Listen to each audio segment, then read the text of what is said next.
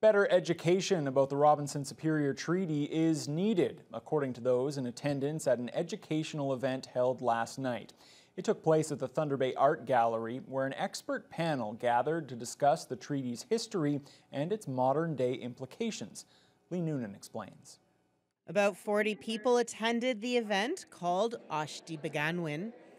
Fort William First Nation councillor Michelle Solomon spoke about the history of the treaty and its impacts on the First Nation since the 1850 signing. And at the end of the century, Indigenous people started to be penalized. The hunters and trappers and fishermen were actually being imprisoned for practicing their treaty rights. Nicole Richmond, a lawyer and wellness consultant from Bitigun Anishinaabe, discussed the treaty in the context of Anishinaabe law. We're not put here to use land just because we're capitalists and we're using land and we're consuming land. We have a responsibility to 7 generations that are going to come after us to take care of this land and use it in a good way. Also speaking to the crowd was the descendant of a signatory to the treaty, Elder Gene Nawagizik of Gull Bay First Nation. He shared stories from his and his family's relationship to the treaty. You know that elder that gave me the name Manos, Little Bear? The person that signed the treaty is Big Bear. Mishimako. The gallery's community engagement coordinator, Cynthia No, organized the event.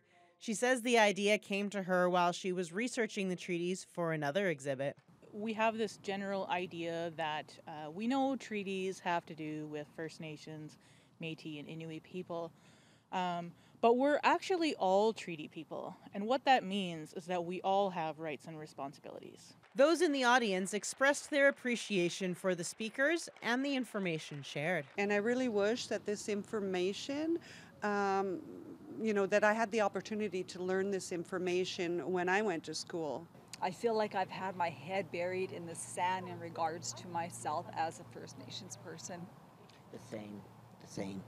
Like I even believe, the way they teach history and the geography of the Native people in schools needs to be changed. Not only the legal side of it, but also the spiritual side of it, and then the family. Lee Noonan, TBT News.